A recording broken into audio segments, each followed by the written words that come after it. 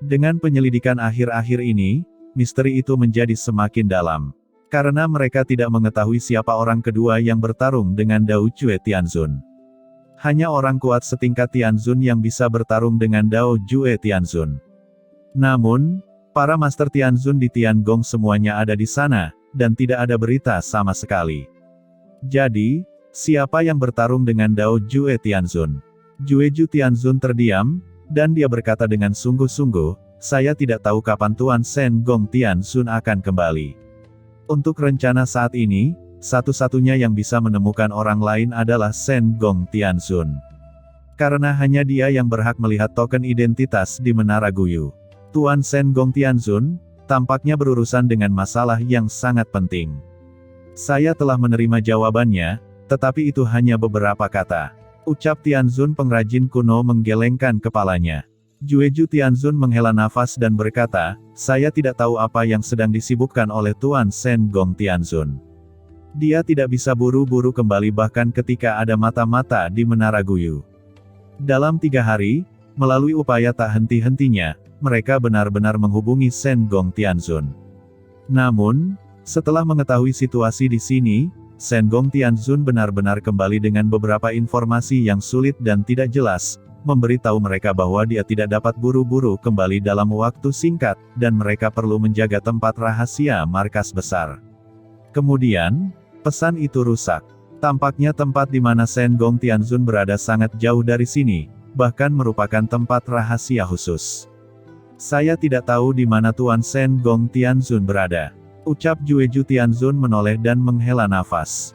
Ketika peristiwa sebesar itu terjadi, sebagai Tuan Istana Tiangong, Shen Gong Tianzun tidak kembali, yang membuat mereka kehilangan tulang punggung dan tidak tahu harus berbuat apa. Pengrajin kuno Tianzun menggelengkan kepalanya dan berkata, jangan terlalu banyak berpikir. Karena Tuan Shen Gong Tianzun berkata demikian, pasti ada alasannya. Kita hanya perlu mematuhinya untuknya. Jueju Tianzun dan yang lainnya mengangguk. Karena mereka semua tahu bahwa ada alasan lain mengapa Shen Gong Tianzun tidak akan kembali. Jadi apa yang dilakukan Shen Gong Tianzun sekarang pasti terkait dengan situasi keseluruhan umat manusia dan lebih penting daripada hal-hal di sini. Mereka hanya bisa menunggu. Dan sementara mereka menunggu, di lantai 5 Menara Guyu, sebuah sosok muncul. Ini Qin Chen. Setelah menyerap kekuatan ciptaan di lapisan keempat, Qin Chen akhirnya mampu menahan roh jahat dari lapisan keempat dan sampai ke lapisan kelima. Begitu dia muncul, Qin Chen merasakan tekanan yang mengerikan langsung ditekan, membuatnya tidak bisa bernapas. Roh jahat dari lapisan kelima benar-benar mengerikan. Gumam Qin Chen terkejut. Roh jahat tingkat kelima ini jauh lebih kuat daripada tingkat keempat. Tidak heran, dikabarkan bahwa selain Shen Gong Tianzun, hampir tidak ada wakil ketua aula lainnya yang bisa naik ke tingkat kelima ini. Qin Chen dapat merasakan bahwa jika dia tidak mendapatkan transformasi di tingkat keempat, begitu dia memasuki tingkat kelima, dia tidak akan dapat menanggungnya, dan keruntuhan fisik di tempat mungkin tidak mustahil terjadi. Qin Chen menarik napas dalam-dalam. Dia dapat merasakan bahwa jika dia ingin datang ke dunia ini, dia setidaknya harus menjadi orang yang kuat di tingkat akhir Tianzun. Segera setelah memasuki lapisan kelima, leluhur Hong Huang tidak sabar untuk muncul, menyerap kekuatan penciptaan antara langit dan bumi. Tiba-tiba, gelombang kekuatan penciptaan mulai mengalir ke dalam tubuh naga kecil ini. Leluhur Hong Huang langsung gembira, tak disangka, haha. Saya dapat menyerap kekuatan ciptaan lagi, gaga, naga betina yang cantik, saya akan datang. Segera, dia mulai dengan panik menyerap kekuatan ciptaan di sekitarnya, dan mengembangkan dirinya. Mata Qin Chen berkilat, dan hatinya tergerak saat dia melihat leluhur Hong Huang menyerap kekuatan penciptaan. Seperti yang dia harapkan, setelah kekuatan penciptaan lapisan keempat tidak dapat diserap, itu dapat diserap lagi setelah memasuki lapisan kelima. Namun, tidak diketahui berapa banyak kekuatan penciptaan dari lapisan kelima yang dapat diserap dan kapan batasnya. Segera, Qin Chen melepaskan Hong Huang Zulong, Sue Shengzu, dan Lord of Abyss Demon, dan mereka menyerap lagi. Qin Chen duduk bersila. Kekuatan ciptaan yang bergulir mengalir ke tubuhnya lagi. Setiap sel di tubuh fisik Qin Chen bangkit kembali. Kali ini, Sambil menyerap kekuatan ciptaan, Qin Chen juga dengan panik menyerap sumber kekacauan di dunia kekacauan. Ini membuat aura di Zun Qin Chen, disertai dengan penyerapan kekuatan ciptaan, juga perlahan meningkat. 1 hari, 2 hari, 3 hari, pada hari kelima, nafas yang menakutkan memenuhi tubuh Qin Chen. Qin Chen membuka matanya. Dalam waktu kurang dari 10 hari sebelum dan sesudah, dia benar-benar menerobos dari puncak tahap tengah di Zun ke tahap akhir di Zun dalam satu gerakan. Kekuatan ciptaan ini sungguh luar biasa. Sangat disayangkan bahwa itu tidak dapat diserap tanpa batas. Jika dapat diserap tanpa batas, seberapa jauh tingkat kultivasi saya dapat meningkat? Gumam Qin Chen memandang langit dan bumi, dan ada kejutan di matanya. Namun, itu tidak sampai batasnya, dan saya bisa terus menyerapnya. Pikir Qin Chen menutup matanya dan terus menyerap di lapisan kelima. Sekarang, di luar, hampir 10 hari berlalu. Melalui kontak terus-menerus, semakin banyak penatua yang keluar dari Pagoda Guyu. Jumlah orang, dari semula 1000 orang di Menara Guyu, lambat laun menjadi hanya beberapa lusin. Pengrajin kuno Tianzun dan yang lainnya juga menyelidiki satu persatu. Tuan Tianzun pengrajin kuno, wakil ketua Aula Qin belum keluar. Ketika Zhenyan Dizun diselidiki, Zhenyan Dizun khawatir. Apa? Wakil ketua Aula Qin Chen masih ada di Menara Guyu. Setelah ini dikatakan, Tianzun pengrajin kuno dan yang lainnya semuanya berubah warna. Mungkinkah itu dia? Ucap beberapa wakil ketua Aula saling memandang dan melihat spekulasi di mata masing-masing. Tianzun pengrajin kuno berkata dengan sungguh-sungguh, apakah wakil ketua Aula Qin juga ada di Pagoda Guyu? Kapan dia pergi ke Pagoda Guyu? Anda bisa memberitahu saya. Tianzun pengrajin kuno tampak serius dan bertanya kepada Zhenyan Dizun, dan wakil ketua Aula lainnya juga menatap. Tiba-tiba, Zhenyan Dizun merasakan napas yang kuat tertahan, membuatnya sulit bernapas. Ekspresi serius dari wakil ketua Aula juga membuatnya langsung merasakan keseriusan masalah ini. Segera, Zhenyan Dizun tidak berani menyembunyikannya, dan dia menceritakan kisah penatua Heiyu dan lainnya yang datang untuk meminta Qin Chen pergi ke Menara Guyu. Karena, dia juga samar-samar mendengar tentang sesuatu yang terkait dengan Dao Jue Tianzun dengan mata-mata klan iblis, yang membuatnya khawatir, mungkinkah Qin Chen memiliki sesuatu yang salah.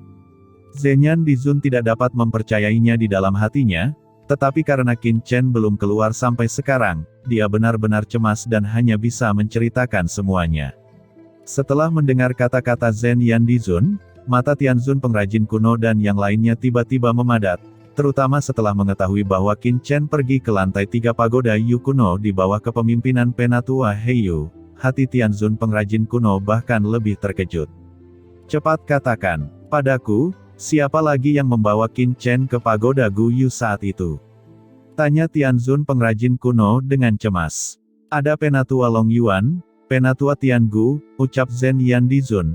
Dari banyak penatua yang datang pada saat itu disampaikan satu persatu. Total ada hampir 10 penatua.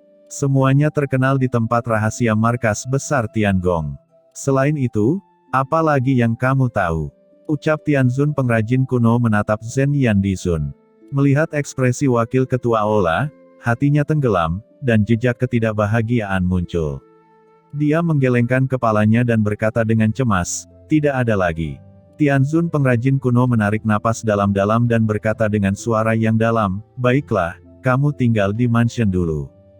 Jangan pergi tanpa perintahku. Mengumpulkan semua berita menyebabkan rasa dingin di hati para wakil ketua Aula. Sekarang sudah pasti bahwa orang yang melawan Dao Jue Tianzun kemungkinan besar adalah Qin Chen dan penatua Heiyu, kemungkinannya setinggi 70% atau lebih. Ucap Tianzun pengrajin kuno dengan sungguh-sungguh. Apakah ini benar-benar Qin Chen? Apa itu mungkin? Ya, meskipun Qin Chen mengalahkan banyak Tianzun setengah langkah, tetapi dia hanya seorang Dizun, bagaimana dia bisa melawan Dao Jue Tianzun? Aura pertempuran yang kami rasakan saat itu sangat kuat, tidak seperti pertempuran antara Dizun dan Dao Jue Tianzun. Ucap wakil ketua Aula lainnya sedikit curiga. Wakil ketua Aula yang hadir mengerutkan kening. Pengrajin kuno Tianzun menarik napas dalam-dalam dan berkata dengan suara yang dalam, kalian tidak perlu menebak, Jika Qin Chen yang bertarung melawan Dao Jue Tianzun, maka hanya ada dua kemungkinan untuk masalah ini. Pengrajin kuno Tianzun menyipitkan matanya dan berkata, kemungkinan pertama adalah bahwa Qin Chen adalah mata-mata. Beberapa wakil ketua aula mungkin tidak tahu bahwa Qin Chen ini adalah orang suci eksternal yang secara pribadi peduli dengan Shen Gong Tianzun. Alasan mengapa dia bisa memasuki ranah rahasia markas kali ini adalah karena dia menemukan mata-mata iblis yang sangat tersembunyi di Kam Tiangong di medan perang 10.000 ras, dan kemudian dia datang ke tempat rahasia markas, dan dia dikanonisasi sebagai wakil ketua aula oleh Lord Shen Gong Tianzun. Jika Qin Chen itu benar-benar mata-mata ras iblis, maka dia dapat menemukan mata-mata ras iblis di Kam Tiangong di medan perang 10.000 ras, dan wajar saja jika ini adalah strategi klan iblis, rencana mematikan yang memperlihatkan sebagian dari dirinya. Membiarkan Qin Chen memasuki markas besar Tiangong dan melaksanakan rencana tersembunyi lainnya. Tentu saja, ini hanya satu kemungkinan. Kata Tianzun pengrajin kuno dan melanjutkan, ada kemungkinan kedua, Dao Jue Tianzun adalah mata-mata ras iblis. Jika ini masalahnya, maka Qin Chen akan menemukan mata-mata klan iblis di Kam Tiangong, dan dia pasti akan khawatir dengan klan iblis. Mungkin semua orang juga tahu beberapa perbuatan Qin Chen. Ketika orang ini berada di alam guru suci, dia dikejar oleh veteran iblis yang dikirim oleh leluhur iblis abisal di Laut Pasang Surut. Sekarang dia telah menghancurkan taktik klan iblis di medan perang 10.000 ras. Secara alami, mereka tidak sabar untuk membunuhnya. Dao Jue Tianzun mungkin algojo, tapi siapa tahu, kekuatan Qin Chen melebihi dugaannya. Pertarungan antara kedua belah pihak menarik kita. Ini adalah kemungkinan kedua. Satu-satunya hal yang harus kita lakukan sekarang adalah menjaga pagoda Gu Yu dan mencari tahu kebenarannya. Apakah itu Dao Jue Tianzun atau Qin Chen, kita tidak boleh membiarkan mereka meninggalkan tempat rahasia markas besar. Kata-kata pengrajin kuno Tianzun membuat banyak orang mengangguk. Untuk rencana saat ini adalah satu-satunya cara untuk melakukan ini, dan semuanya akan terungkap ketika Tuan Shen Gong Tianzun kembali. Saat ini, ketiga wakil ketua aula terus duduk di menara Guyu dan menjaga gerbang. Pada saat ini, secara alami, Qin Chen tidak tahu segalanya tentang dunia luar, dia juga tidak tahu bahwa dia dicurigai oleh pekerjaan Tiangong. Dia telah menyerap kekuatan ciptaan yang cukup dari lantai 5, dan sekali lagi memasuki lantai 6 pagoda Guyu. Kekuatan ciptaan yang bergulir ditekan lagi. Memasuki tingkat ke-6, Qin Chen langsung merasakan kekuatan penciptaan yang mengerikan mengalir keluar, dan aura mencekik yang luas itu menyebabkan retakan di tubuh Qin Chen. Bahkan jika Qin Chen menyerap cukup banyak roh jahat dari 5 lapisan pertama, Qin Chen masih merasakan krisis yang kuat begitu dia memasuki lapisan ke-6. Qin Chen melihat sekeliling. Setiap tingkat peningkatan menara Guyu terlalu besar, yang membuatnya berubah warna dan melihat lebih dalam ke lantai 6. Jika itu lantai 7, bukankah mungkin hanya yang tertinggi yang bisa menanganinya? Sangat mungkin. Lantai 7 pasti merupakan peningkatan besar untuk lantai 6. Qin Chen duduk bersila dan sekali lagi menyerap kekuatan penciptaan. Kekuatan penciptaan dituangkan ke dalam tubuhnya dan mulai terus meningkatkan kekuatan tubuhnya. Dan dengan untaian kekuatan penciptaan memasuki tubuhnya, Qin Chen langsung merasa ada ki yang tidak bisa dijelaskan mengalir di tubuhnya. Aura ini beredar di tubuhnya, dan kemudian terus berkumpul di jiwa Qin Chen. Qin Chen terkejut. Kekuatan ciptaan ini tidak hanya dapat meningkatkan tubuh fisiknya, tetapi juga dapat memperkuat jiwanya. Dan, yang mengejutkan Qin Chen adalah bahwa aura khusus yang dibentuk oleh kekuatan penciptaan pada tingkat ini. Sambil memperkuat jiwanya, secara bertahap mengumpulkan jejak kekuatan yang keluar dari tengah dahinya. Di bagian tengah alis, ada perasaan kesemutan segera. Apa ini? Gumam Qin Chen terkejut. Namun, dia tidak memperhatikannya, hanya terus-menerus menyerap kekuatan ciptaan di sini. Kekuatan ciptaan yang mengepul dituangkan ke dalam tubuhnya, Qin Chen juga menyerap kekuatan sumber kekacauan, dan tingkat kultivasinya meningkat lagi.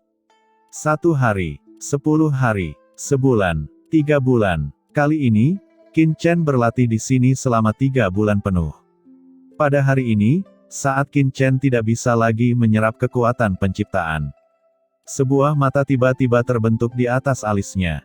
Tidak, ini sebenarnya bukan mata yang tumbuh di antara alis, tetapi dalam persepsi Qin Chen, mata jiwa diam-diam muncul dari alis.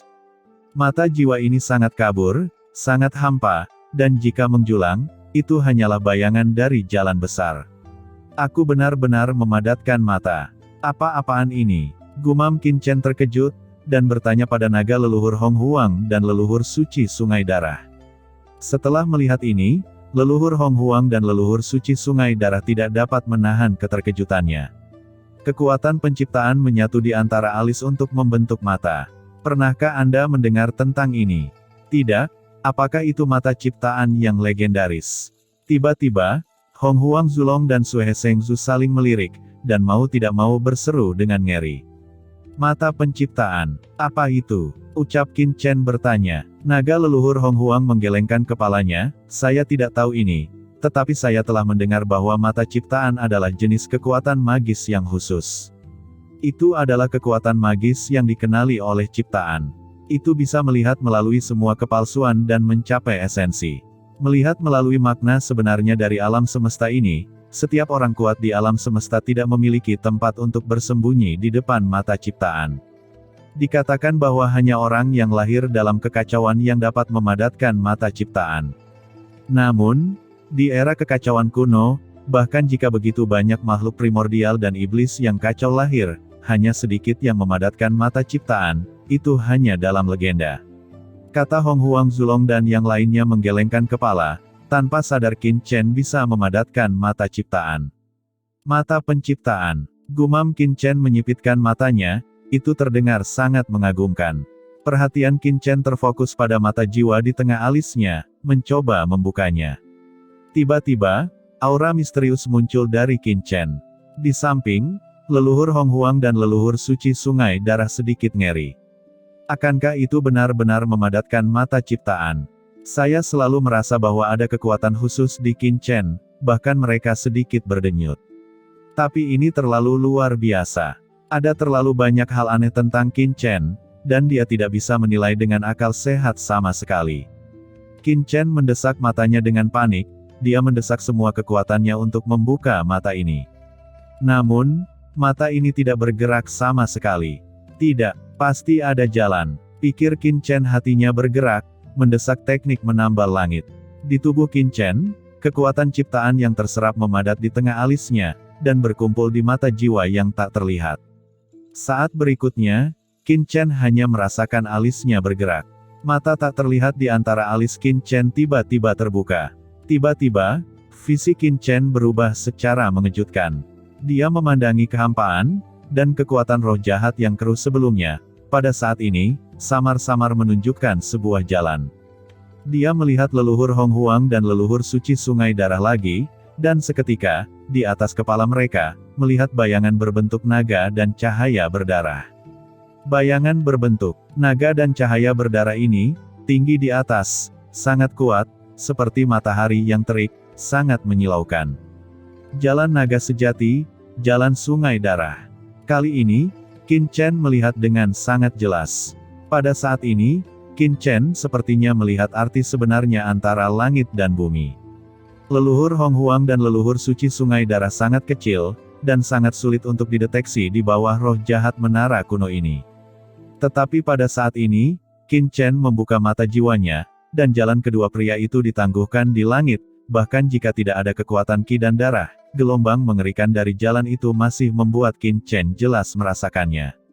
Dia menatap langit dengan tatapan kosong, lalu tiba-tiba membiarkan Lord of Abyss Demon muncul. Tiba-tiba, di langit, jalan iblis abisal muncul, dan energi iblis melonjak. Dibandingkan dengan jalan naga sejati dan jalan Sungai Darah dari Hong Huang Zulong dan Sue Sengzu, itu jauh lebih kecil, tetapi masih sangat jernih dan energi iblis bergulir. Membanjiri langit, jauh lebih jelas daripada melihat Lord of Abyss Demon. Qin Chen tampak heran, benar-benar terpana. Sebenarnya, dia bisa langsung melihat melalui jalan yang terhubung dengan yang kuat dan kekuatan jalan.